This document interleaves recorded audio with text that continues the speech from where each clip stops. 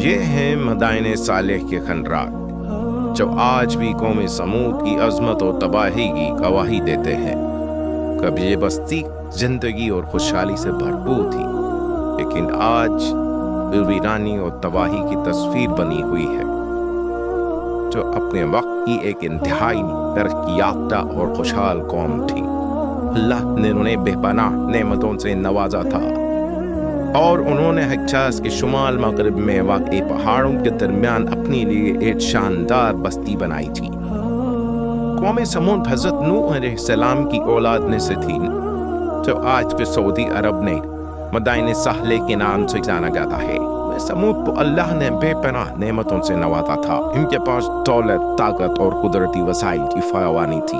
اگرچہ قوم سمود مادی طور پر بہت ترقی یافتہ تھی، مگر روحانی لحاظ سے بدترین حالت میں مبتلا تھی۔ ان کی دولت اور طاقت نے انہیں غرور اور تکبر میں مبتلا کر دیا تھا۔ وہ اللہ کی نعمتوں کا شکر ادا کرنے کے بجائے بتوں کی عبادت کرتے تھے۔ انہوں نے بت پرستی شروع کر دی تھی اور اپنے دلوں میں تکبر اور غرور کو جگہ دے دی تھی، اور اللہ کے نافرمان اور سرکش ہو گئے تھے۔ اللہ تعالیٰ نے قوم سمود کی ہدایت کے لیے حضرت صالح علیہ السلام کو نبوت عطا فرمائی۔ حضرت صالح علیہ السلام خود بھی اسی قوم کے فرد تھے اور لوگوں میں عزت و احترام کی نگاہ سے دیکھے جاتے تھے۔ آپ نے قوم کو اللہ کی طرف بلایا اور انہیں شرک و بت پرستی سے باز رہنے کی تلقین کی۔ حضرت صالح علیہ السلام نے اپنے لوگوں سے فرمایا، اے میری قوم، اللہ کی عبادت کرو، اس کے سوا کوئی معبود نہیں، وہی تمہارا خالق اور رازق ہے۔ حضرت صالح علیہ السلام نے مختلف انداز سے اپنی قوم کو سمجھانے کی کوشش کی، لیکن ان کے دل سخت ہو چکے تھے۔ حضرت صالح علیہ السلام کی دعوت کو اپنی طاقت کے لیے خطرہ سمجھنے لگے۔ پھر قوم سمود کے سرداروں نے مجھ سے کا مطالبہ کیا۔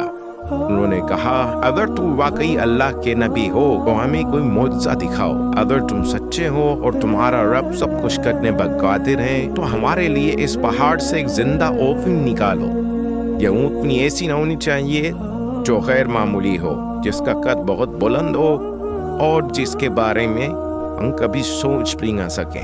حضرت صالح علیہ السلام نے اللہ کے حکم کا انتظار کیا اور پھر قوم کے اس غیر معمولی مطالبے کے جواب میں دعا کی۔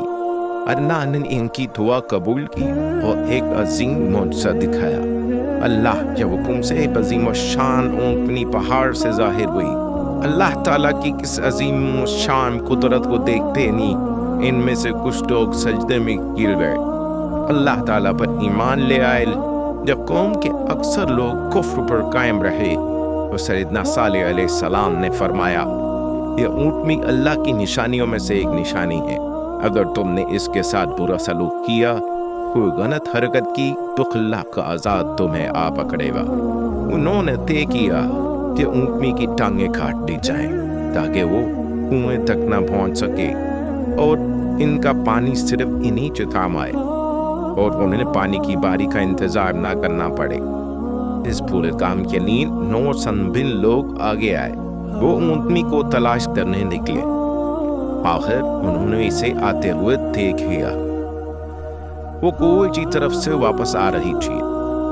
ادار نے آگے بڑھ کر حملہ کرنے میں پہل کی۔ اس نے ایک تیر اونٹنی کی طرف پھینکا، وہ اس کے پاؤں پر لگا۔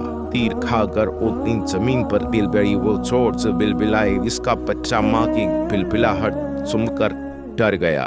اب باقی لوگوں نے بھی تیر چلائے اور نیزے مارے۔ اس کے جسم سے خون نکلنے لگا، وہ تڑپی اور مر گئی۔ اس کا بچہ پہاڑ پر چڑھ گیا، 3 بار بلند آواز میں بلبلایا۔ سیدنا صالح علیہ السلام کو جب یہ واقعہ معلوم ہوا کہ وہ بہت غمگین ہوئے، اپنی قوم کی طرف گئے، ان سے فرمایا، کیا میں نے تمہیں اس کے قتل سے ڈرایا نہیں تھا؟ کیا میں نے تم سے کہا نہیں تھا کہ اسے برے ارادے سے نہ پکڑنا؟ اب تم نے خود کو ہلاکت میں ڈال لیا ہے، تم اللہ کے عذاب کے مستحق بن گئے ہو۔ چنانچہ سیدنا صالح علیہ السلام نے انہیں حکم الہی سے 3 دن تک عذاب آنے کا وعدہ دیا۔ جب مہلت کا پہلا دن یعنی جمعرات کا دن آیا تو ان کے چہرے زرد ہو گئے۔ شام ہوئی تو انہوں نے کہا، مہلت کا 1 دن گزر گیا۔ جب دوسرے دن یعنی جمعۃ المبارک کی صبح ہوئی تو ان کے چہرے سرخ ہو گئے۔ شام ہوئی تو انہوں نے کہا، مہلت کے 2 دن گزر گئے۔ جب مہلت کا تیسرا دن یعنی ہفتے کی صبح ہوئی تو ان کے چہرے سیاہ ہو گئے۔ شام ہوئی تو انہوں نے کہا مہلت تو ختم ہو گئی۔ جب اتوار کی صبح ہوئی تو انہوں نے خوشبو لگائی اور تیار ہو کر بیٹھ گئے اور انتظار کرنے لگے کہ دیکھیں کون سا عذاب آتا ہے۔ انہیں معلوم نہیں تھا کہ ساتھ کیا سلوک ہونے والا ہے۔ جب سورج طلوع ہوا تو آسمان سے ایک شدید آواز آئی اور اس کے ساتھ بھی زلزلہ آیا جس سے ان کی روحیں پرواز کر گئیں اور وہ اپنے گھروں میں اس طرح گھٹنوں کے بل مردہ پڑے ہوئے تھے جس طرح پرندہ مرنے کے بعد زمین پر مٹی کے ساتھ پڑا ہوتا ہے۔ حضرت صالح علیہ السلام کی دعوت اور قوم سمود کا انجام ہم سچائی، ایمان اور اللہ کی بندگی کی اہمیت کو یاد دلاتا ہے۔